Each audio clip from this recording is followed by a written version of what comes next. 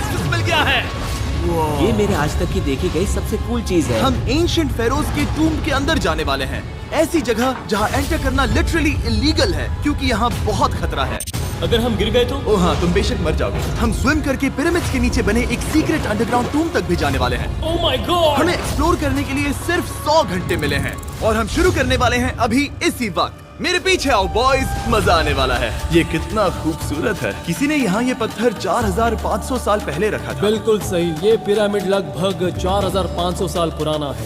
जिस पैसेज वे में हम हैं वो हमें वहाँ ले जाता है जिसे इजिप्टोलॉजिस्ट कहते हैं किंग कुफू का टूम, वो फेरो जिसने शायद पिरामिड्स बनवाने का हुक्म दिया था। ये कमरा द ग्रैंड गैलरी कहलाता है। हमने इस पिरामिड का कितना % एक्सप्लोर किया होगा?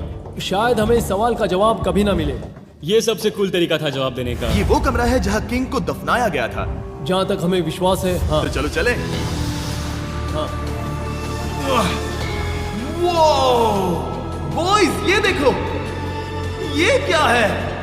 4600 साल पहले इस कमरे में शायद किंग का ममीफाइड शरीर रखा था। ये वही जगह है जहाँ फेरो को दफनाया गया था। हमारा मानना है कि मरने के बाद ये उनकी कब्र थी। क्या मतलब है? हमें पक्का नहीं पता। मुझे लगता है कि इस पिरामिड के अंदर कहीं और भी एक चेम्बर है जिसे हमने अब तक नहीं ढूंढा है और उसमें शायद राजा का शरीर हो सकता है। पता है क्या, इस वीडियो में हम वही ढूंढने वाले हैं क्योंकि हम सच में पिरामिड्स के सैकड़ों फीट नीचे से लेकर धरती के सबसे बड़े एंशिएंट पिरामिड की सबसे ऊंची चोटी तक एक्सप्लोर करने वाले हैं। ये तो जबरदस्त था। दूसरे बड़े पिरामिड्स को एक्सप्लोर करने से पहले मैं तुम्हें बेस कैंप दिखाना चाहता हूँ। हाँ, ये बढ़िया है। हमारे पास एक डिनर टेबल है, कुछ टेंट्स हैं सोने के लिए और ओके।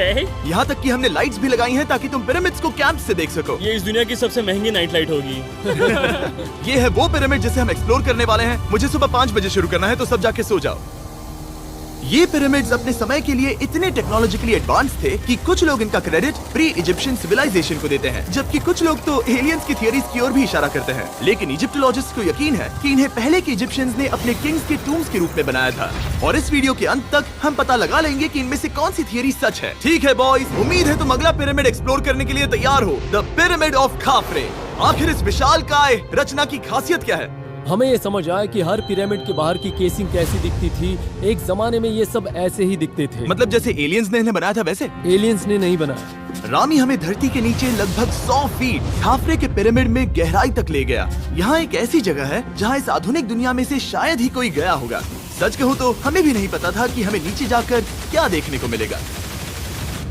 एंशिएंट इजिप्शियंस के पास कार्डबोर्ड था। हम काफी समय से मानते थे कि किंग